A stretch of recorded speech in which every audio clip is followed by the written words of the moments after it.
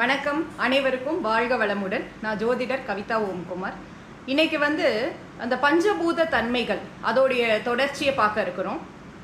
அதாவது நில ராசி, நெருப்பு ராசி, காற்று ராசி, இந்த பஞ்சபூதங்கள் அப்படின்னா என்னங்கிறத பார்த்துருக்கோம். நம்ம சேனலில் இது சம்மந்தமான வீடியோஸ் போட்டிருக்கோம். நீங்கள் வேணுங்கிறவங்க அதை போய் பார்த்து தெரிஞ்சுக்கலாம். அந்த நிலராசி, நெருப்பு ராசி, காற்று ராசியை சார்ந்தவர்களுடைய குணாதிசயங்கள் எப்படி இருக்கும் அப்படிங்கிறத நம்ம ஓவர்வியூவாக பார்த்துருக்கோம்.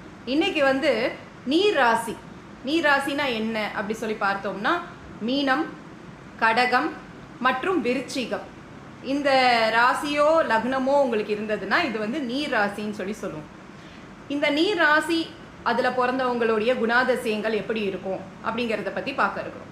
இந்த நீர் ராசியை சேர்ந்தவர்கள் எமோஷ்னலி அட்டாச்டு பீப்புளாக இருப்பாங்க. எமோஷன்ஸுக்கு ரொம்ப முக்கியத்துவம் கொடுப்பாங்க. ரொம்ப கருணை உள்ளம் இருக்கும். மற்றவர்களோட பிரச்சனையை எடுத்து அதுக்கான சொல்யூஷன் என்ன அப்படின்றத யோசிப்பாங்க. இவங்கள்ட்ட மற்றவங்க போய் கைடன்ஸ் கேட்டுக்கலாம். மற்றவங்களுக்கு கருணையோடு உதவுவாங்க. அதே சமயம் நல்லா அன்பாக பாசமாக எல்லாருக்கிட்டையும் பழகக்கூடியவங்களாக இருப்பாங்க. இதில் அந்த கடகத்தை சேர்ந்தவர்கள் அம்மா மேலே பாசமாக இருக்கக்கூடியவங்களா இருப்பாங்க மேக்சிமம். அதே சமயம் சுற்றி இருக்கக்கூடியவங்கள் மேலே ஒரு அன்போட, உறவுகள் மேலே ஒரு அன்போடு இருக்கிறவங்களா இருப்பாங்க. விருச்சிகத்தில் இருக்கிறவங்களுக்கு அதை வெளிக்காட்ட தெரியாது, ஆனால் உள்ளுக்குள்ளே அந்த அன்பு இருக்கும் அவங்களுக்கு. மீனத்தை சேர்ந்தவர்கள் அவங்களுக்குமே பார்த்தா ஓரளவு அன்போடு இருக்கக்கூடியவங்க தான், ஆனால் ஆன்மீகத்தில் இன்ட்ரெஸ்ட் அதிகமாக இருக்கும். காலபுருஷனுக்கு 12ஆம் வீடாக இருக்கிறதுனால ஆன்மீகத்தில் இவங்களுக்கு இன்ட்ரெஸ்ட் ரொம்ப அதிகமாக இருக்கும்.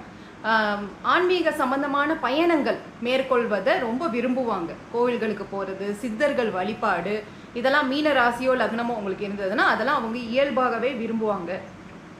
இவங்க அப்படியே யாராவது ஏதாவது இவங்களுக்கு கெடுதல் செஞ்சால் கூட அது கொஞ்சம் காலகட்டத்தில் மறந்துடுவாங்க.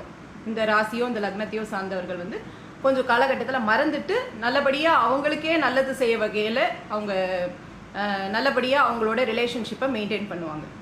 இதில் அந்த விருச்சிகத்தை சார்ந்தவர்கள் மேலோட்டமாக பார்க்குறப்ப கொஞ்சம் கடினமானவர்களாக இருந்தாலும், ஆனால் உள்ளுக்குள்ளே பார்த்தா அவங்க எமோஷ்னலி ரொம்பவும் மற்றவங்களோட கனெக்ட் ஆகக்கூடியவங்களாக தான் இருப்பாங்க. அது வெளியில் தெரியாது, வெளியில் காமிச்சிக்க மாட்டாங்க அவங்க. இந்த ராசியோ லக்னத்தையோ சேர்ந்தவர்கள்ட்ட நீங்கள் உங்கள் பிரச்சனைகளை போய் சொல்லலாம். அதற்கான சொல்யூஷன்ஸ் அவங்கள்ட்டேருந்து கிடைக்கும்.